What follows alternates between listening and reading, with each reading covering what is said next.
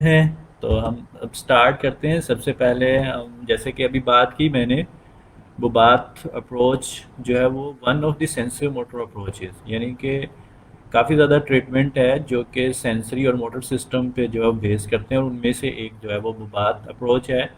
इसके अलावा बर्नस्टॉर्म्स movement therapy है, और रूट अप्रोच है, and then we have proprioceptive neuromuscular facilitation. तो अगर हम इन चार ट्रीटमेंट को देखें तो इनमें एक चीज़ कॉमन है कि हम जो सेंसरी सिस्टम है उसको स्टिमुलेट करके मोटर रिस्पॉन्स चाह रहे होते हैं पेशेंट का।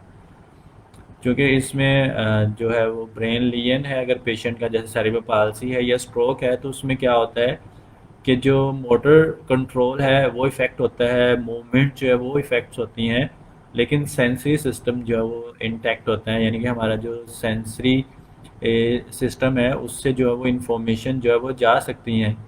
तो उन सेंसरी सिस्टम जो कि हमारी बॉडी के अंदर है, जैसे प्रोप्रियोसेप्शन है, टच सिस्टम है, विजन है, एंड इसके अलावा जो है वो हेयरिंग है, ये सारे के सारे सेंसरी ऑर्गन्स हैं, सेंसरी सिस्टम है।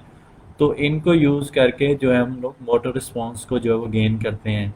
तो सेंसरी मोटर अप्रोचेस यानी कि ऐसे ट्रीटमेंट्स हैं जिनमें सेंसरी सिस्टम और मोटर सिस्टम दोनों इन्वॉल्व होते हैं। तो ये उनकी ये लिस्ट आपके सामने है। उसमें वो बात अप्रोच है, बर्नस्टॉन मूवमेंट थेरेपी है, रूट अप्रोच है, प्रोप्रियोसेप्टिव न्यूरोमस्कुलर फैसिलिटेशन है। अब इसमें सबसे नीचे देखें प्रोप्रियोसेप्टिव न्यूरोमस्कुलर फैसिलिटेशन। इसमें क्या है कि जो प्रोप्रियोसेप्शन है या प्रोप्रियोसेप्टर्स हैं उनको स्टिमुलेट करते हैं, तो क्या होता है उससे हमें एक न्यूरोमस्कुलर कंट्रोल की फैसिलिटेशन मिलती है। यानी कि सेंसरी सिस्टम को यूज़ करके हम मोटर रिस्पॉन्स को जो है वो इम्प्रूव करने की कोशिश करते हैं या गेन करने की कोशिश करते हैं। तो इस स्लाइड में हम जस्ट यही चीज़ देख रहे हैं कि जो बुबात है this is one of the sensory motor approach, और इसमें और भी ट्रीटमेंट है जैसे बर्नस्टॉर्म है, रूट अप्रोच है, and proprioceptive neuromuscular facilitation technique है। अच्छा, अब ये जो ट्रीटमेंट है, ये सेंसरी मोटर अप्रोचेज जो अभी हमने देखी, इनकी जो थ्योरेटिकल बेसिस हैं, यानी कि उनकी जो अंडरस्टैंडिंग है और किस थ्योरीज पे ये बेस करती हैं, उसके लिए ये चार थ्योरीज आपके सामने हैं, जिनमें न्यूरो डेवलपमेंटल मॉडल है, रिफ्लेक्स थ्योरी है, हिरार्किकल थ्योरी है, और सिस्टम अप्रोच है। तो बात को अंडरस्टैंड करने के लिए हमें ये फोर थ्योरीज या फोर अप्रोचेज या मॉडल्स भी आप कह सकते हैं, इनको जो है वो अंडरस्टैंड करना बहुत ज़रूरी है। तो सबसे पहले हम देखते हैं न्यूरो डेवलपमेंटल मॉडल। अच्छा, ये न्यूरो डेवलपमेंटल मॉडल है, इसका कहना ये है कि जितनी भी हमारे अंदर स्किल्स हैं या मोटर कंट्रोल्स हैं या मूवमेंट्स हैं, वो बेस करती हैं दो सिस्टम पे या टू सिस्टम ऑफ आउटपुट्स पे। One is the open loop system and second is the close loop system. जो ओपन लूप सिस्टम है ये वॉलंटरी कंट्रोल है, यानी कि ऐसी मूवमेंट जो हम जो है वो कंट्रोल कर सकते हैं, जैसे कि isolated movement of the muscles, ठीक है, उनको वो ओपन लूप के ज़रिए उनका कंट्रोल जो है वो डेवलप होता है। और सेकंड जो मूवमेंट्स हैं लाइक द पोस्चर कंट्रोल, वो क्लोज लूप है, उसमें जो है वो वॉलंटरी कंट्रोल नहीं है। ठीक है जी, यहाँ पे भी आप देखें कि दो तरह का कंट्रोल है, one is the open loop control and second is the close loop control. जो ओपन लूप है इसमें हमारी सारी वॉलंटरी कंट्रोल मूवमेंट्स आ जाती हैं, और जो पोस्चर कंट्रोल है जो कि ऑटोमेटिक है, जो हमारे कंट्रोल में नहीं है, वो आता है क्लोज लूप में। ओपन लूप सिस्टम में जितनी भी हमारी मोबिलिटी की मूवमेंट्स हैं या फंक्शनल एक्टिविटीज़ हैं, जैसे फॉर एग्जांपल आपको प्यास लगी है और आपने पानी पीना है, तो उसके लिए सबसे पहले आप क्या करेंगे, आप उठेंगे, ठीक है, this is these movements are in your control. फिर आप जहाँ पे पानी है वहाँ पे पहुँचेंगे, फिर जो है वो आप ग्रिप करेंगे ग्लास को, और उसके ज़रिए फिर अपने जो है वो माउथ की तरफ उसको लेके जाएंगे। ये सारी की सारी मूवमेंट्स क्या है, isolated joint and limb motions, यानी कि ये ऐसी एक्टिविटीज़ हैं जो आपके कंट्रोल में है। तो इनकी डेवलपमेंट्स के लिए एक सिस्टम मौजूद है जिसको ओपन लूप सिस्टम कहा जाता है। और क्लोज लूप सिस्टम जिसमें एफरेंट फीडबैक जो है it depends upon the afferent feedback, यानी कि सेंसरी फीडबैक जो कि ऑटोमेटिकली जो है वर्क करता है। इसमें जो मैस मूवमेंट्स हैं, जैसे कि आपका पोस्चर कंट्रोल, फॉर एग्जांपल आप किसी क्लास में बैठे हैं तो आपके जो पोस्चर कंट्रोल है दिस इज़ इनवॉलंटरी, यानी कि ऑटोमेटिकली जो है वो आप इसको कंट्रोल किए हुए हैं। इसके अलावा और भी काफ़ी मूवमेंट्स हैं, जैसे रिफ्लेक्स मूवमेंट्स है, रिफ्लेक्स एक्टिविटी है, ये हमारे कंट्रोल में नहीं है, तो इसको हम क्लोज लूप सिस्टम कहते हैं। नेक्स्ट थ्योरी जो कि जिसको हमें समझना बहुत ज़रूरी है वो है रिफ्लेक्स थ्योरी। रिफ्लेक्स थ्योरी क्या है कि जितनी भी मूवमेंट्स हैं पर्पसफुल मूवमेंट यानी कि स्किल मूवमेंट, वो सारी की सारी कहाँ से ओरिजिनेट होती है? रिफ्लेक्सेस से। यानी कि basic unit of motor control are reflexes, यानी कि रिफ्लेक्सेस हैं जो कि बाद में कन्वर्ट हो जाते हैं इनटू पर्पसफुल मूवमेंट में, यानी कि स्किल्ड मूवमेंट में या प्रोफिशिएंट मूवमेंट में जो है वो कन्वर्ट हो जाते हैं। तो अगर आप देखें कि व्हेन बेबी इज़ बोर्न, तो उसकी जितनी भी मूवमेंट्स होती हैं वो ऑटोमेटिक होती हैं, बेबी के कंट्रोल में नहीं होती है, रिफ्लेक्सेस होते हैं, जैसे मोरो रिफ्लेक्स है। तो ये एक स्टिमुलस होता है और वो इस रिफ्लेक्स को जो है वो इनिशिएट करता है। तो आस्ता आस्ता क्या होता है कि जैसे ही बेबी की एज जो है वो इंक्रीज़ होती है, लाइक 6 मंथ तक मोस्ट ऑफ दी न्यूनेटरी रिफ्लेक्सेस जो है वो उनकी इंटीग्रेशंस जो है वो होना स्टार्ट हो जाती है, और बेबी का जो है वो कंट्रोल डेवलप होना शुरू हो जाता है। तो ये रिफ्लेक्सेस आस्ता आस्ता कम हो जाते हैं और बच्चे की जो है वो पर्पसफुल मूवमेंट जो है वो स्किल मूवमेंट आना शुरू हो जाती है। तो इसी तरह जितनी भी हमारी स्किल्स हैं या मोटर कंट्रोल है या पोस्चरल कंट्रोल है, वो सारा का सारा बेस करता है रिफ्लेक्सेस पे। रिफ्लेक्सेस हैं जो कि कन्वर्ट होते हैं पर्पसफुल मूवमेंट में। इसकी एक और एग्जांपल मैं यहाँ पे देना चाहूँगा। फॉर एग्जांपल आप कोई स्किल सीखना चाह रहे हैं, जैसे 3 बॉल्स को आपने हवा में फेंकना है और फिर इसको कैच करना है, तो ये एक स्किल है जो कि आप सीखना चाह रहे हो। तो आप कैसे स्टार्ट करोगे? आप जो है वो रिफ्लेक्सेस के ज़रिए जो है वो स्टार्ट करोगे। आप इसको रैंडमली पहले एयर में थ्रो करोगे और ट्राई करोगे पकड़ने की, और एक रिफ्लेक्स जो है वो डेवलप होगा। आस्ता आस्ता आप जो है वो ब्रेन की ट्रेनिंग होगी, ब्रेन जो है वो इसके ऊपर कंट्रोल डेवलप करेगा और आप में वो स्किल्स आ जाएंगी। तो इस तरह से जितनी भी रिफ्लेक्स एक्टिविटीज़ हैं वो बाद में ख़त्म होकर कंट्रोल मूवमेंट्स में डेवलप हो जाती हैं। इसके अलावा सब एक बहुत इम्पोर्टेंट पॉइंट ये है कि जब सेंट्रल नर्वस सिस्टम का डैमेज होता है, लीजन होता है, जैसे कि स्ट्रोक में, अडल्ट स्ट्रोक में क्या होता है कि ब्रेन का जो डैमेज होता है, ब्रेन सेल जब डैमेज हो जाते हैं तो रिफ्लेक्सेस री इमर्ज हो जाते हैं। तो आपको टोन भी इंक्रीज मिलती है, आपको रिस्ट के ऊपर फ्लेक्शन मिलती है, और भी काफ़ी ज़्यादा रिफ्लेक्सेस जो है वो आपको मिलते हैं। दिस इज़ कॉल्ड री इमर्जेंस ऑफ द रिफ्लेक्सेस, यानी कि ब्रेन का जैसे ही कंट्रोल ख़त्म हुआ वो रिफ्लेक्सेस जो है वो री इमर्ज हो गए, और ये ऑटोमेटिक होते हैं, ये कंट्रोल में नहीं होते। तो बात का जो एक बैकग्राउंड है इसकी कि जैसे ही रिफ्लेक्सेस जो है वो कंट्रोल में आएंगे तो पर्पसफुल मूवमेंट्स आ जाएंगी। तो अब आप देखेंगे जो हमारे पास पेशेंट होते हैं सेरिब्रल पाल्सी के या स्ट्रोक के, तो उसमें क्या होता है, उसमें हमें रिफ्लेक्स मूवमेंट्स मिलती है, रिफ्लेक्सेस मिलते हैं, अब नॉर्मल एनर्जीज मिलती हैं। वो रिफ्लेक्सेस जो कि डिसअपियर हो जानी चाहिए वो हमें परसिस्टेंटली जो है वो हमें मिलते हैं। तो उसमें क्या होता है कि हमने उन रिफ्लेक्सेस को कंट्रोल करके बच्चे को स्किल मूवमेंट की तरफ लेके जाना होता है। उसमें बच्चे की जो है वो ट्रेनिंग एंड रीट्रेनिंग बार बार जो है वो करवाते हैं। रिफ्लेक्स एक्टिविटी कंट्रोल में आ जाती है और बच्चा जो है वो स्किल मूवमेंट की तरफ जाता है। लाइक उसका हेड कंट्रोल आ जाता है, सिटिंग आ जाती है, क्रॉलिंग आ जाती है, स्टैंडिंग आ जाती है, वॉकिंग आ जाती है। ठीक है, तो रिफ्लेक्सेस को कंट्रोल करके हम पर्पसफुल मूवमेंट्स की तरफ जो है वो जाएंगे। इसके बाद बहुत इम्पोर्टेंट थ्योरी है हिरार्किकल थ्योरी, जो कि आई थिंक के बुबात ने इसी के ऊपर अपना ज़्यादातर जो है वो जो बुबात ट्रीटमेंट है वो इसी के ऊपर ज़्यादा कंसंट्रेट करती है। तो हिरार्किकल थ्योरी क्या है कि जो मोटर कंट्रोल है इट इज़ हिरार्किकली अरेंज, यानी कि सबसे पहले हायर सेंटर है, यानी जैसे कि सेरिब्रल कॉर्टेक्स है, फिर उसके बाद मिडल सेंटर्स हैं जैसे पॉन्स एंड मिडल्ला, और उसके बाद सेगमेंटल लेवल्स यानी कि लोअर लोअर लेवल्स हैं। ये सारे के सारे जो है मोटर कंट्रोल में पार्टिसिपेट करते हैं। लेकिन कैसे पार्टिसिपेट करते हैं? तो इस थ्योरी के मुताबिक जो हायर सेंटर्स हैं ये लोअर सेंटर्स को कंट्रोल करते हैं, और लोअर सेंटर्स जो है फिर वो मसल्स की टोन को और न्यूरोमस्कुलर जो कंट्रोल है उसको डेवलप करते हैं। जो हायर सेंटर्स हैं वो मिडल एंड लोअर सेंटर पे अपना इनहिबिटरी कंट्रोल रखते हैं, यानी कि जब तक हायर सेंटर्स का लोअर सेंटर पे इनहिबिटरी कंट्रोल है तो मूवमेंट जो है वो नॉर्मल रहेंगी, मूवमेंट और पोस्चर जो है वो नॉर्मल रहेंगे। लेकिन जैसे ही हायर सेंटर्स में प्रॉब्लम आएगी तो मिडल और लोअर सेंटर्स पे जब कंट्रोल ख़त्म हो जाएगा तो जो मसल्स हैं, पोस्चर्स हैं और स्किल जो है वो डिस्टर्ब हो जाएंगी। इसके बाद एक बहुत ही इम्पोर्टेंट एंड न्यू जो अप्रोच है that is the system approach. इसमें और हिरार्किकल थ्योरी में थोड़ा सा डिफरेंस है।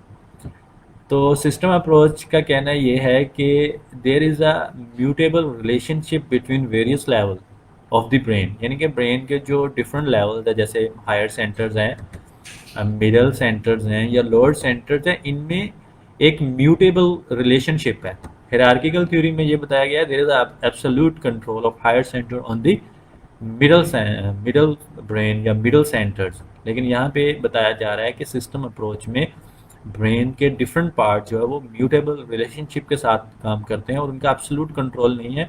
हो सकता है कि लोअर सेंटर जो है वो अपने तौर पे ही कंट्रोल जो है वो कर रहे हो, और अपर सेंटर्स का एक म्यूटेबल कंट्रोल जो है वो अवेलेबल है। तो ये चार थ्योरी जो है वो बहुत इम्पोर्टेंट है, जिसकी बेस पे ये वो बात ट्रीटमेंट जो है ओरिजिनेट हुआ। तो अभी तक हमने ये डिस्कस किया है कि there are many treatment that are focus on sensory motor approaches. उनमें से एक बुबात है, और बुबात की जो थ्योरेटिकल बेसिस है वो डिपेंड करती हैं इन चार थ्योरीज पे, जिनमें न्यूरो डेवलपमेंटल मॉडल है, रिफ्लेक्स थ्योरी है, हिरार्किकल थ्योरी है और सिस्टम अप्रोच है। तो यहाँ तक हमने जस्ट जो है वो ये देखा कि बात की बैकग्राउंड क्या है, ट्रीटमेंट की बैकग्राउंड जो है वो हिरार्किकल मॉडल है या सिस्टम अप्रोच है या न्यूरो डेवलपमेंटल मॉडल है। तो ये अभी तक हमने डिस्कस किया है। अब हम आते हैं बुबात की तरफ। तो सबसे पहले देखते हैं कि हिस्ट्री क्या है। तो बुबात ट्रीटमेंट जो है it was developed by doctor Karel Karel Bobath, that was a neuro psychiatrist, and Mrs Berta Bobath, and she was a physical therapist. ठीक है जी, ये हस्बैंड वाइफ थे Karel Bobath. He was a neuro psychiatrist, या कुछ लोग उसको कहते हैं कि वो पीडियाट्रिक न्यूरोलॉजिस्ट भी था। और उसकी जो वाइफ बर्ता बुबात थी, जो कि फिजिकल थेरेपिस्ट थी, इन दोनों ने मिल के 1943 में सेरिब्रल पाल्सी के ऊपर जो है वो इस टेक्निक की या इस ट्रीटमेंट की जो है वो बुनियाद रखी। तो मज़ीद इसके बारे में देखते हैं। Bertha Bobath was a physiotherapist who had initially train in remedial gymnastics. ठीक है जी, and she understood normal movement and the posture. ठीक है जी। तो ये बात आप लोगों ने याद रखनी है, जब भी हम वो बात को डिस्कस करेंगे तो दो चीज़ें आपके जहन में आनी चाहिए, one is the movement and second is the posture. यानी कि इस ट्रीटमेंट पे हमने बच्चे की, या अगर अडल्ट है, स्ट्रोक का पेशेंट है, तो उसकी मूवमेंट पे और पोस्चर पे कंसंट्रेट करना है। तो जो बर्तब बात थी, शी वाज रेमेडियल जिमनास्टिक्स।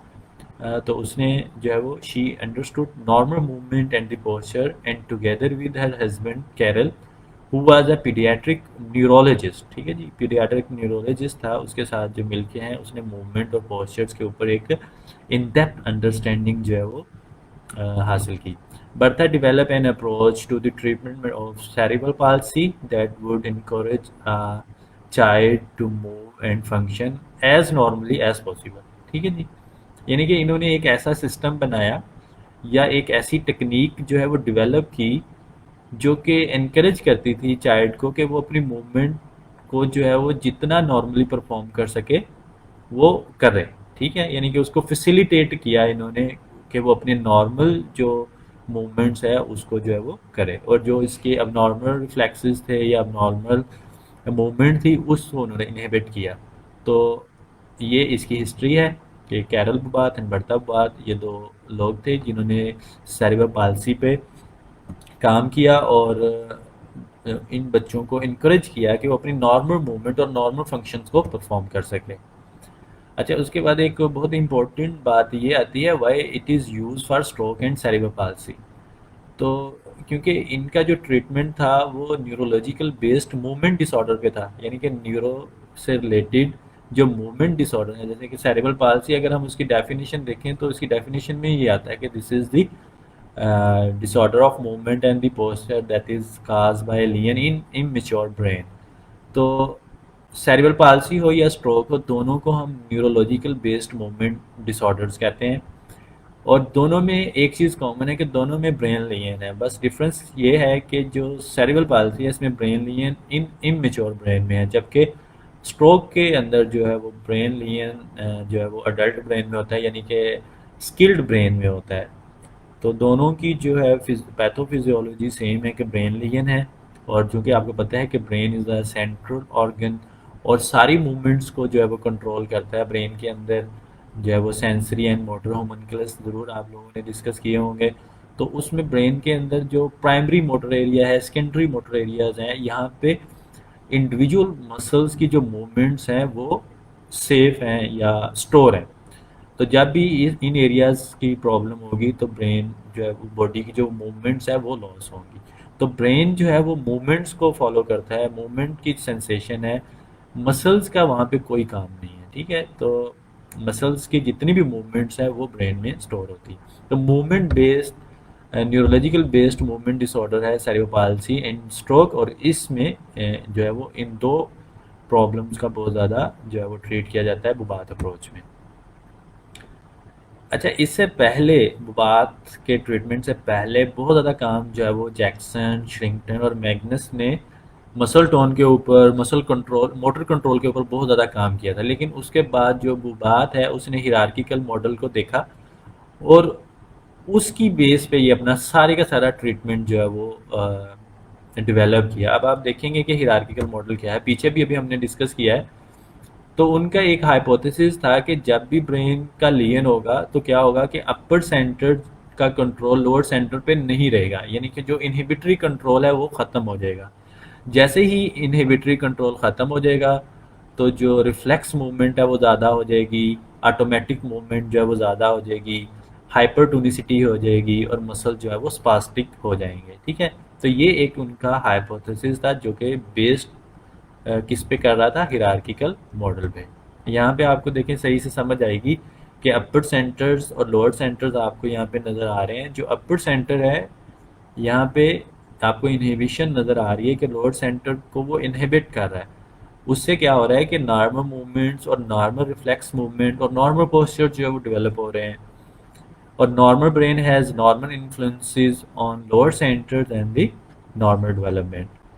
यानी कि अगर अपर सेंटर्स इंटैक्ट हैं, उनकी कोई प्रॉब्लम नहीं है, तो वो नॉर्मली जो है वो इनहिबिशन को कंटिन्यू करेंगे और नॉर्मल मूवमेंट जो है वो डेवलप होती रहेंगी। अच्छा, यहाँ पे आपको एक चीज़ नज़र आएगी, अपर सेंटर और लोअर सेंटर्स की इनहिबिशन ख़त्म हो गई है। क्यों ख़त्म हुई है? ब्रेन लीजन की वजह से। यानी कि जब भी सेरिब्रल पाल्सी है या स्ट्रोक है तो उसमें क्या होता है, ब्रेन लीजन है तो क्या होगा, अपर सेंटर्स का लोअर सेंटर पे कंट्रोल ख़त्म, इनहिबिशन ख़त्म हो जाएगी। तो उसके नतीजे में हमें स्टीरियोटिपिकल पोस्चर्स मिलेंगे, प्रिमिटिव मूवमेंट्स पैटर्न्स मिलेंगे, यानी कि रिफ्लेक्स मूवमेंट्स हमें मिल जाएगी, मसल टोन इंक्रीज हो जाएगी, स्पास्टिसिटी जो है वो हमें मिलेगी।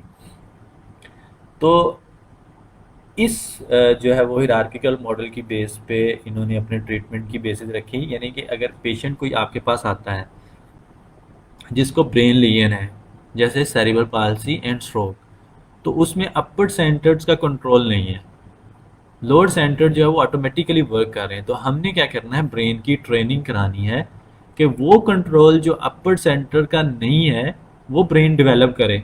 ब्रेन में अभी हम आगे जाके डिस्कस करेंगे, एक न्यूरोप्लास्टिसिटी का एलिमेंट है ब्रेन की। ब्रेन में अल्लाह ताला ने ये खसूसियत रखी है कि वो प्लास्टिक है, यानी कि अपनी जो भी स्किल्स आप सीखना चाहते हैं वो ब्रेन जो है वो उसको मिरर करता है और अपने अंदर सेव कर लेता है। तो न्यूरोप्लास्टिसिटी के ज़रिए जो है वो नई स्किल जो है वो ब्रेन या लियन ब्रेन जो है वो कंट्रोल कर सकता है। अच्छा, अब हम देखते हैं कि अडल्ट हेमिप्लीजिया में क्या होता है। आपको पता है कि हेमिप्लीजिया क्या है? This is the loss of one side movement, यानी कि इसको हम पैरालिसिस भी कहते हैं। होता क्यों है? बिकॉज ब्लड जो सर्कुलेशन है या ब्लड सप्लाई है ब्रेन की वो इफेक्ट हुई है और उससे जो है वो ब्रेन के कुछ सेल जो है उनकी डेथ हो गई है। तो अडल्ट हेमिप्लीजिया में जब ब्रेन का लीन होता है तो एक साइड की मूवमेंट जो है वो पूरी लॉस हो जाती है।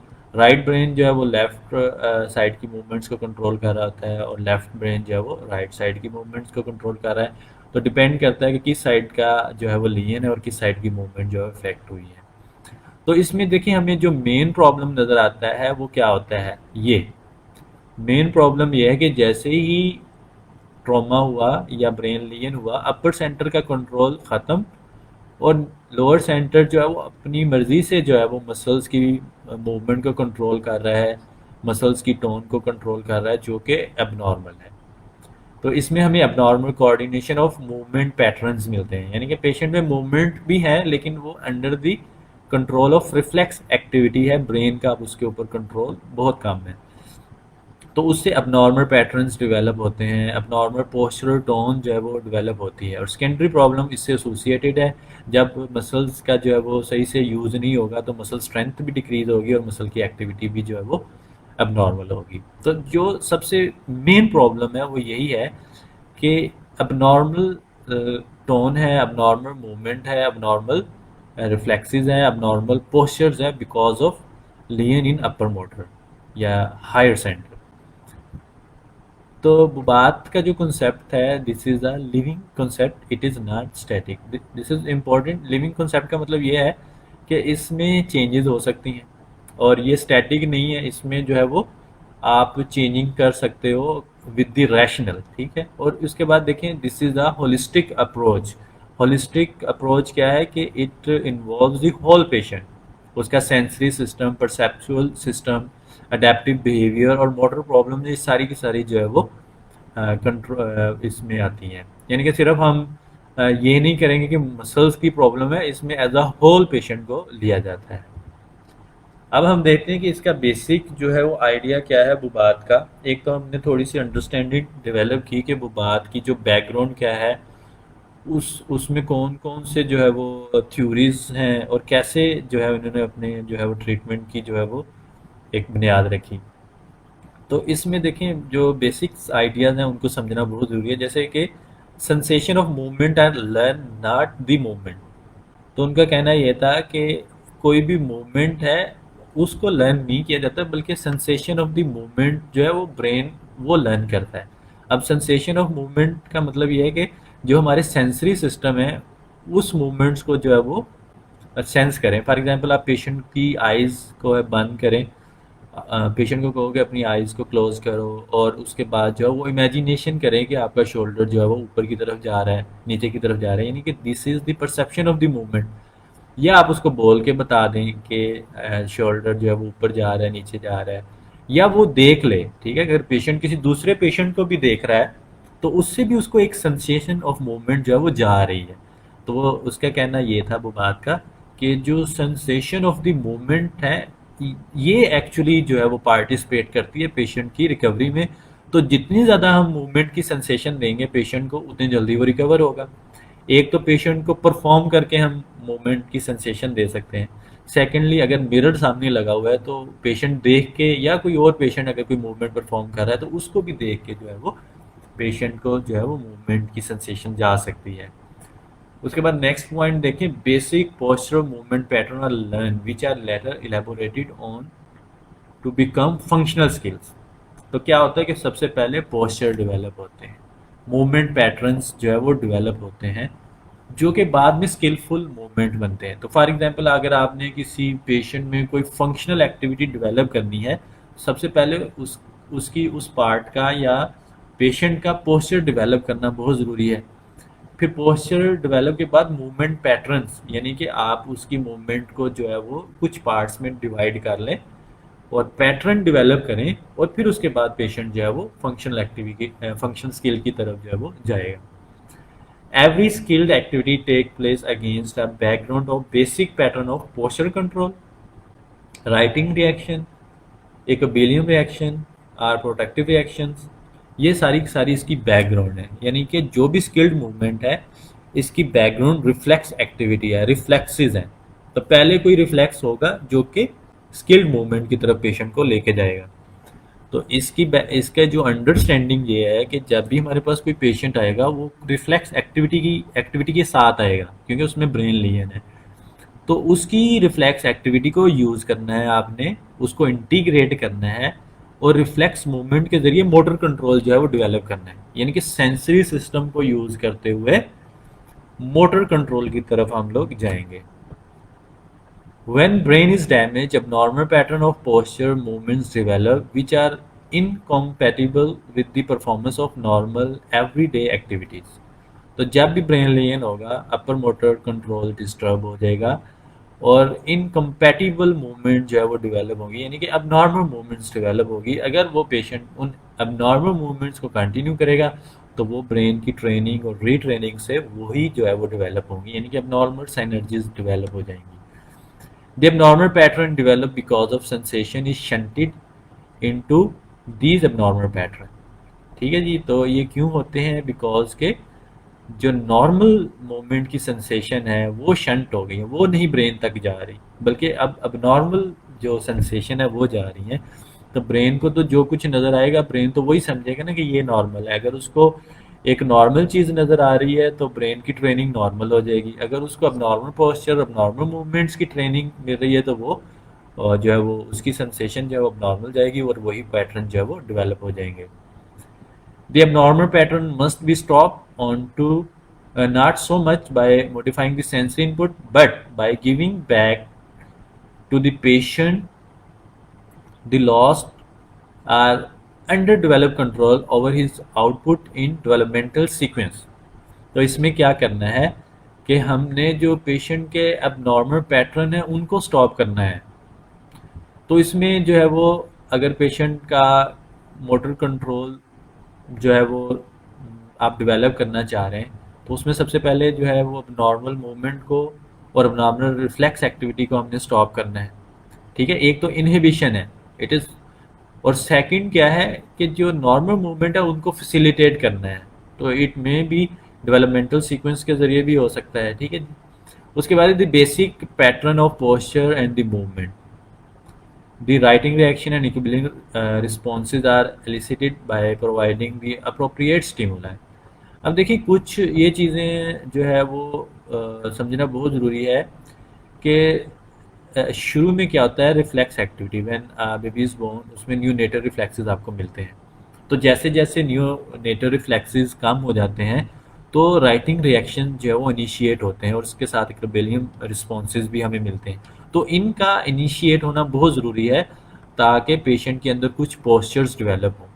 तो जो बेसिक पैटर्न्स हैं उनकी बैकग्राउंड क्या है, यही रिफ्लेक्स एक्टिविटी है या राइटिंग रिएक्शंस हैं।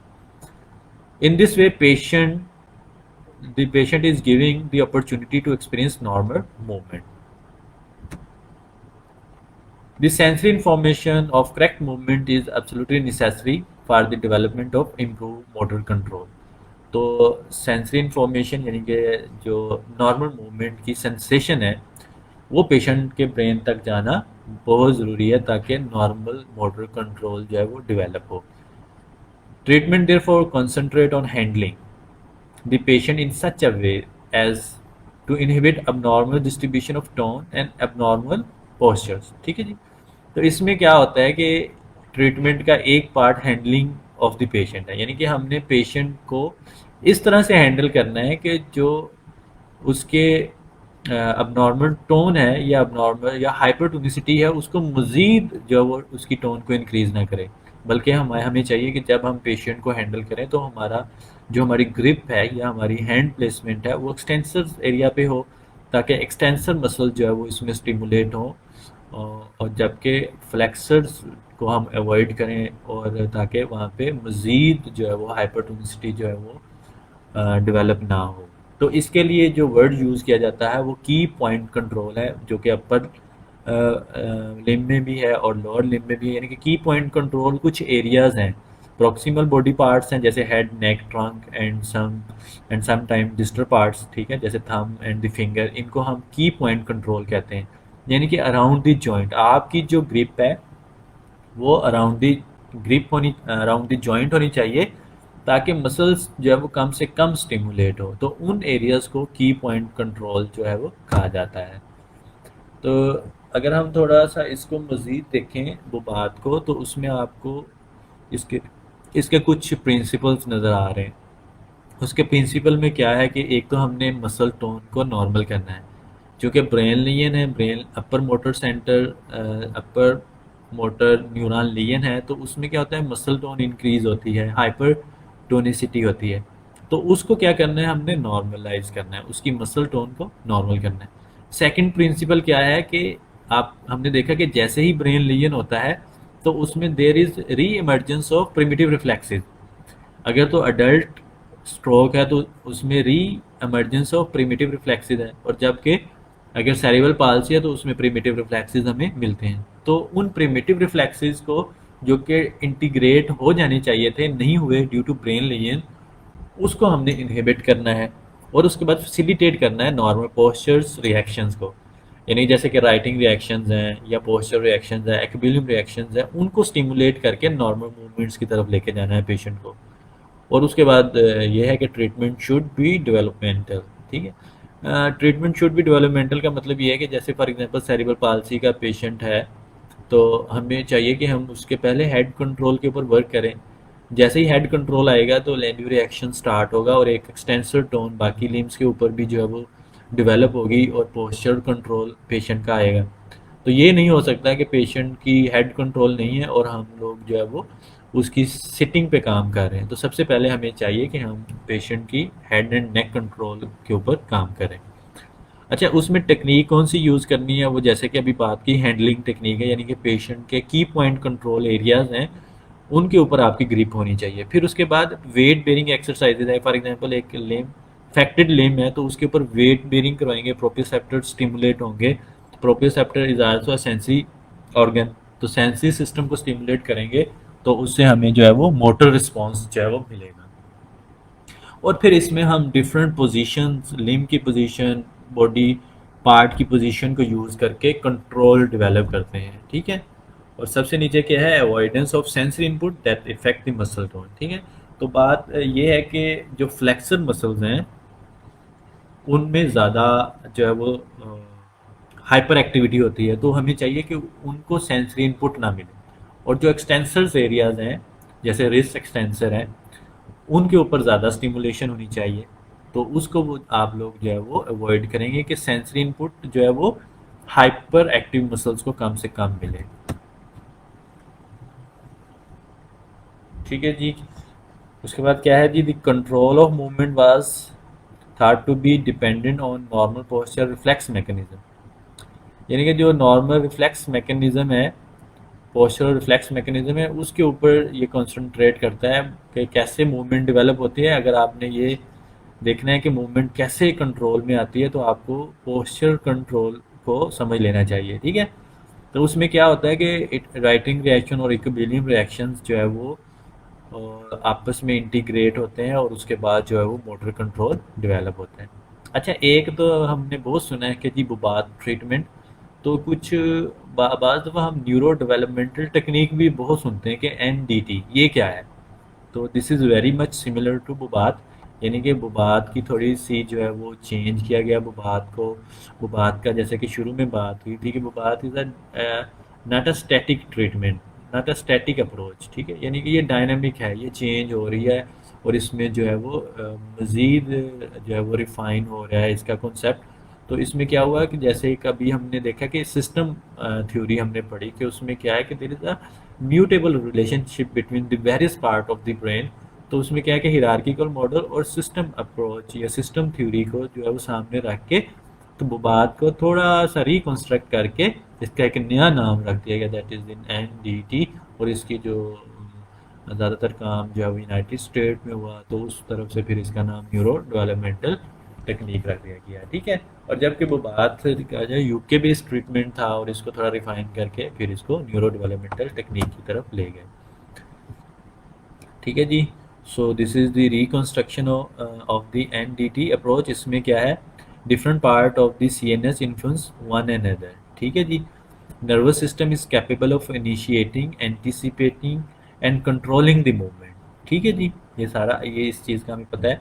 और इसमें feed forward and feedback mechanism के ज़रिए जो है मोटर कंट्रोल डेवलप किया था। इस सिस्टम एनडीटी अप्रोच का एक जो बहुत बड़ा पिलर था वो न्यूरोप्लास्टिसिटी है।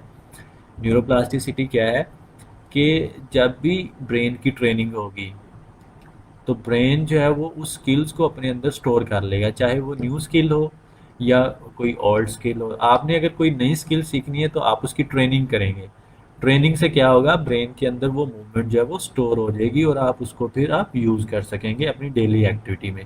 दिस इज़ का न्यूरोप्लास्टिसिटी। अच्छा, अगर हम देखें कि बेसिक प्रीमिसेस क्या है अब बात ट्रीटमेंट के, तो उसमें हमने शुरू में बात की कि sensation of movement are learn, not movement. ठीक है, brain sense the movement not muscles. देखें, अब हमारा जितनी कंसंट्रेशन होती है ट्रीटमेंट की वो मसल्स पे होती है, लेकिन मसल्स का कोई प्रॉब्लम नहीं है भाई, इसमें मूवमेंट्स जो है वो इफेक्ट हो रही हैं।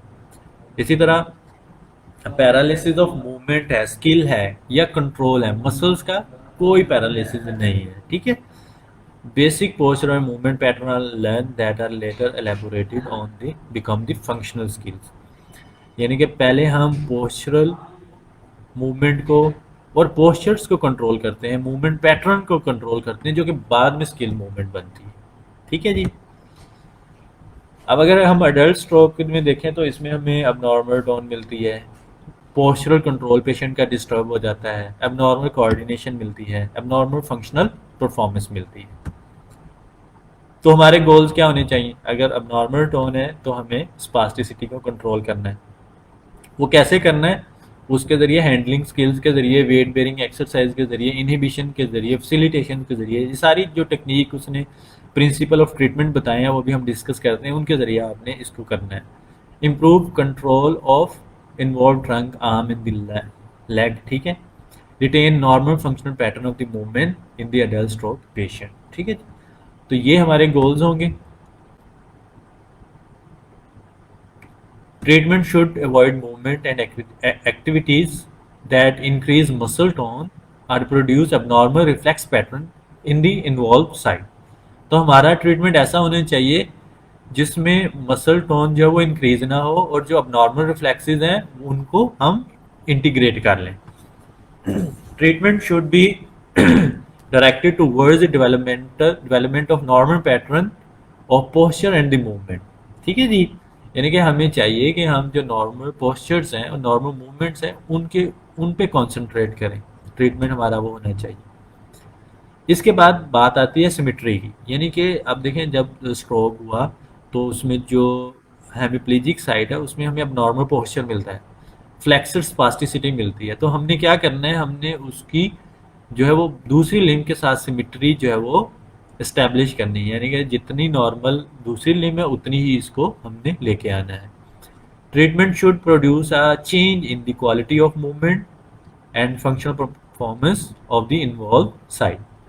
तो इसमें पेशेंट की जो क्वालिटी ऑफ मूवमेंट है, यानी कि कितनी नॉर्मल है, उसमें कितनी रिफ्लेक्स एक्टिविटी है और कितना पेशेंट का कंट्रोल है, उससे हमें पता चलेगा क्वालिटी ऑफ मूवमेंट पेशेंट की कितनी बेटर हुई है।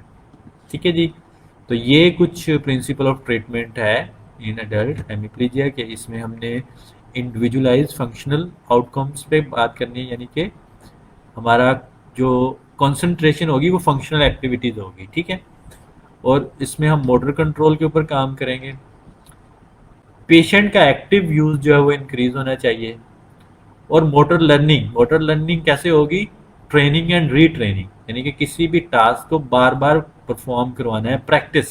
ठीक है, और फिर ये क्या है, टीच 24 और management to increase retention and carry over effect. तो इसमें देखिए, अगर फॉर एग्जांपल पेशेंट की कोई रिफ्लेक्स इनहिबिटिंग पोस्चर है तो पेशेंट को इनकरेज करें कि वो अपना ये पोस्चर 24 आवर्स के लिए जो है वो मेंटेन रखे, ताकि ज़्यादा से ज़्यादा हमें रिटेंशन मिले और कैरी ओवर इफेक्ट मिले।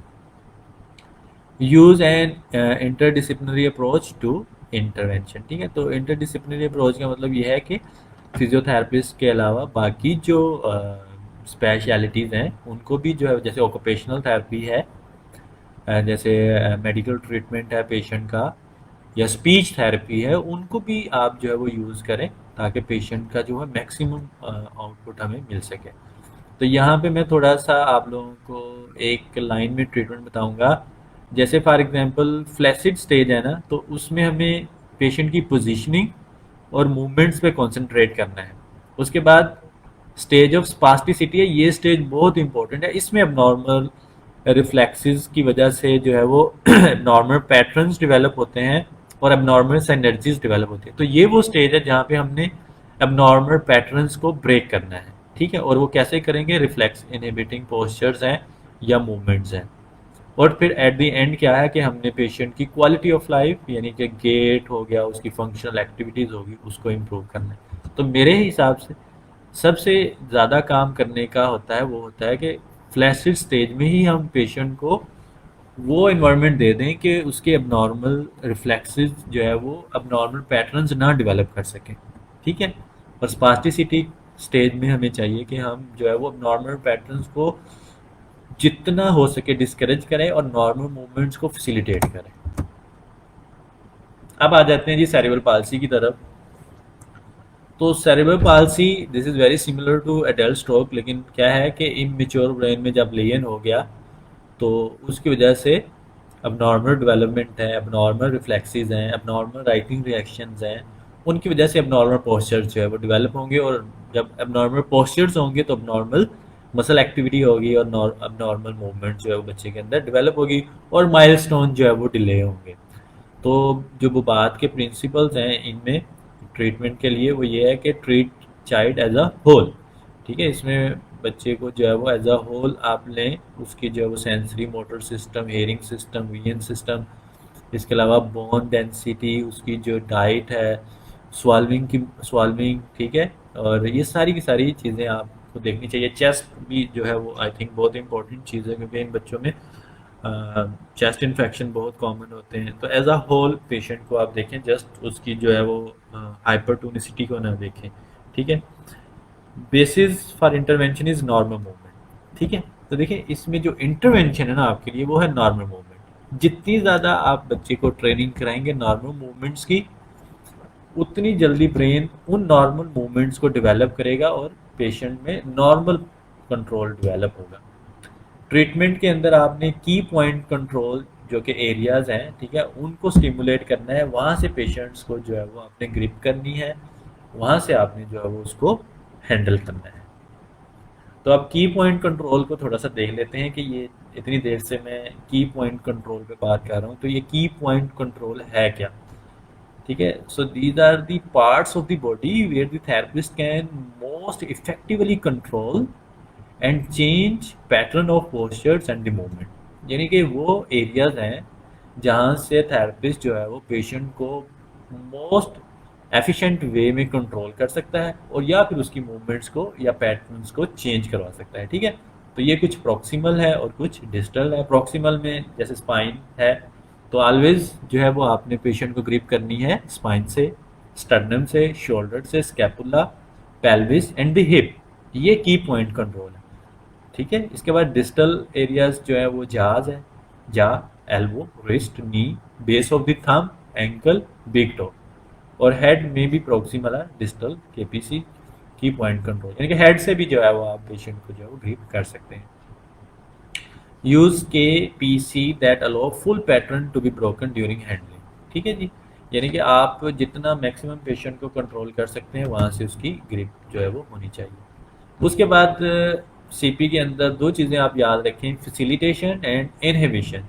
फैसिलिटेशन क्या है कि जो नॉर्मल मूवमेंट्स हैं या नॉर्मल रिफ्लेक्सेस हैं, जैसे कि राइटिंग रिएक्शन स्टार्ट होने चाहिए इन बच्चों में, वो नहीं हो पाते, तो उनको फैसिलिटेट करना है आपने। इनहिबिशन का मतलब ये है कि जो अबनॉर्मल रिफ्लेक्सेस हैं या अबनॉर्मल पैटर्न्स हैं उनको डिस्करेज करना है, उनको डिस्करेज करके हमने नॉर्मल मूवमेंट जो है वो पेशेंट के अंदर डेवलप करवाने हैं।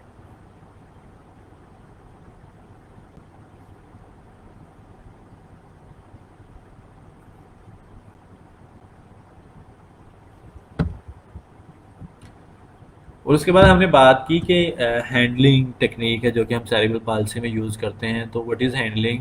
This is manner of controlling the patient through tone influencing patterns. ठीक है, ये टिप्स क्या हैं, टोन इन्फ्लुएंसिंग पैटर्न्स क्या है, इनको हम लोग डिस्कस कर लेते हैं। Normal pattern of activity use to modify abnormal patterns of postures and the movement. यानी कि ये कुछ पोस्चर्स हैं, इनको हम रिफ्लेक्स इनहिबिटिंग पोस्चर्स भी कहते हैं, जिसमें बॉडी, होल बॉडी को एक ख़ास पोजीशन में रखा जाता है जहाँ से कम टोन जो है वो इन्फ्लुएंस होती है। ठीक है, यानी कि रिफ्लेक्स इनहिबिटिंग पोस्चर्स है पेशेंट के जो है वो, ये भी आगे जाके हम लोग डिस्कस करेंगे। उसके बाद लॉ ऑफ शंटिंग है। लॉ ऑफ शंटिंग का मतलब ये है कि ब्रेन को जो चीज़ सामने होगी ब्रेन उसी को जो है वो परसीव करेगा। यानी कि ब्रेन के सामने अगर नॉर्मल मूवमेंट हो रही है ना, तो वो नॉर्मल पैटर्न्स डेवलप करेगा। ब्रेन के सामने अगर अब नॉर्मल मूवमेंट्स हो रही हैं, यानी कि एक कंटिन्यूस सेंसेशन ब्रेन को मिल रही है कि हमारे जॉइंट किस पोजीशन में, अगर नॉर्मल में है तो नॉर्मल सेंसेशन जा रही है, अगर अब नॉर्मल पोस्चर्स हैं या अब नॉर्मल पोजीशन है, तो वो अब नॉर्मल सेंसेशन ब्रेन को जा रही है। ठीक है, this is called law of shunting. तो हमने क्या करना है, सीपी या स्ट्रोक, इसमें जितना नॉर्मल पेशेंट की बॉडी पोजीशन होगी उतना ही जल्दी जो है ब्रेन की ट्रेनिंग नॉर्मल होगी।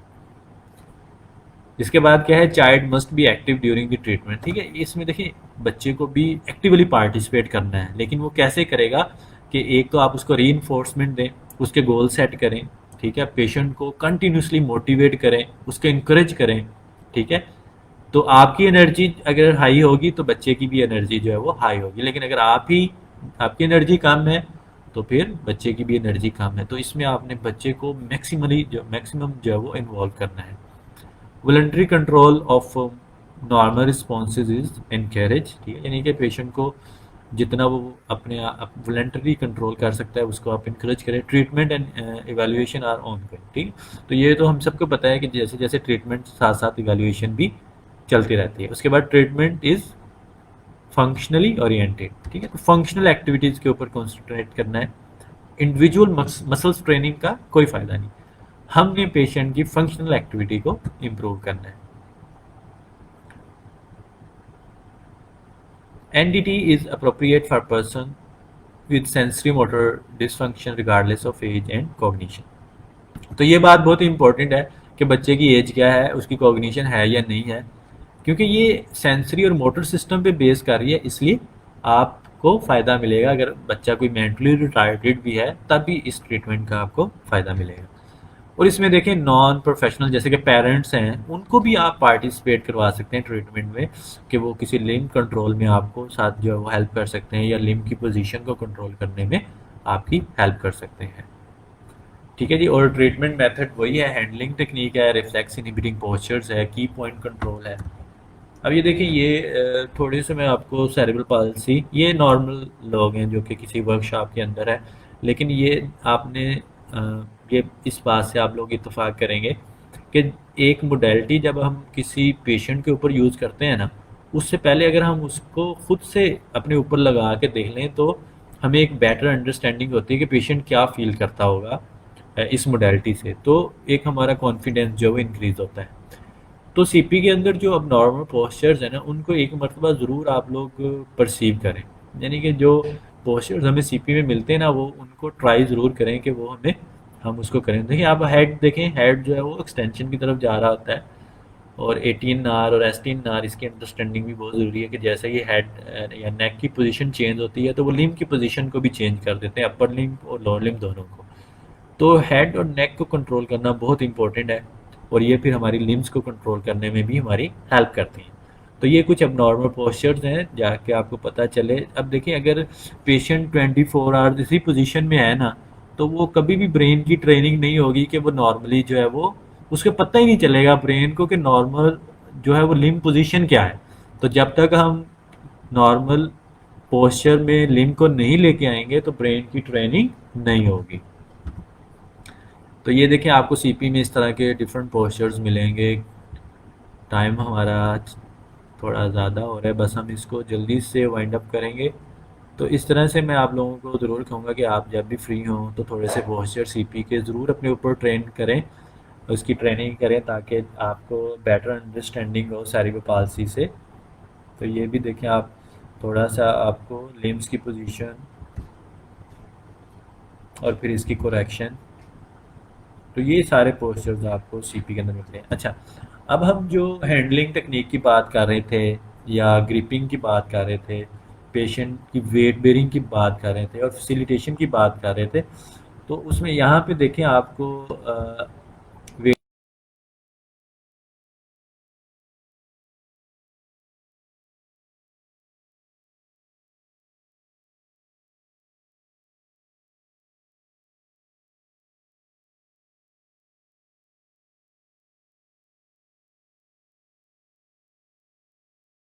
पेल्विस है, लोअर लिम्ब पे वेट बेरिंग हो रही है और हैंड यूज़ भी हो रहा है। यहाँ पे भी देखें weight bearing on upper limb, therapist का हैंड अराउंड द शोल्डर और इसको जो है वो मोटर कंट्रोल की प्रैक्टिस हो रही है। अगेन देखें कितनी फाइन जो है वो ग्रिप है, only one finger and thumb is using. तो उसमें पेशेंट को जो मिनिमम जो है वो सेंसरी इनपुट उसको मिल रहा है, यानी कि वो एरिया जहाँ पे सेंसरी इनपुट मिलना चाहिए वही एरियाज को स्टिमुलेट किया जा रहा है। ठीक है, अब देखिए वेट शिफ्टिंग भी है ताकि राइटिंग रिएक्शन या क्या कहेंगे कोबेलियम रिएक्शन जो है वो स्टिमुलेट हो, वो इनिशिएट हो। और यहाँ पे देखिए मूवमेंट्स को जो है वो रोलिंग और उसमें ग्रिपिंग देखें, शोल्डर है और पेल्विस है। और पेशेंट की जो है वो प्रॉपर ट्रेनिंग जो है वो रोटेशन ऑफ द ट्रंक कैसे होती है इसको भी अंडरस्टैंड करना बहुत ज़रूरी है। जैसे जैसे इम्प्रूवमेंट होती जाएगी पेशेंट जो है वो वेट बेरिंग उसका इम्प्रूवमेंट होती जाएगी, वैसे वैसे स्किल्स भी इम्प्रूव होती जाएगी और आपका ट्रीटमेंट भी जो है वो उसके गोल्स भी चेंज होते हैं। अब देखिए पेशेंट जो है वो ट्राईपोड पे है, यानी कि 3 लिम्स पे है, थेरेपिस्ट ने सपोर्ट की हुई है और हैंड ग्रिप हो रही है। इसी तरह यहाँ पे भी आप देखें, यू कैन सी कि how is therapist is handling the patient और अपर लिम्ब पे वेट बेरिंग हो रही है, हेड और ट्रंक कंट्रोल कितना अच्छा है और सामने मिरर भी ज़रूर होना चाहिए जब आप जो है वो ट्रेनिंग करवाएं। ठीक है जी। सो इसी तरह से जो है वो डिफरेंट स्किल्स आप में आ जाएंगी, बस थोड़ी सी प्रैक्टिस करनी होगी और थोड़ा सा आपको कॉन्सेप्ट होना चाहिए कि इसमें हमने कैसे पेशेंट की पोजीशनिंग को कंट्रोल करना है। नेक्स्ट अगर हम देखें तो अडल्ट हेमीप्लीजिया टेक्निक है, तो सम अदर डे या नेक्स्ट टाइम इंशाल्लाह हम बात करेंगे अडल्ट हेमीप्लीजिया के ऊपर कि कैसे बुबात को जो है वो इम्प्लीमेंट करेंगे या टेक्निक्स कौन सी यूज़ की जाएगी। तो अभी काफ़ी टाइम हो गया मेरा ख्याल, यहाँ पे हमें थोड़ा सा स्टॉप करना चाहिए और नेक्स्ट टाइम इंशाल्लाह हम दोबारा से किसी और टॉपिक की तरफ जाएंगे।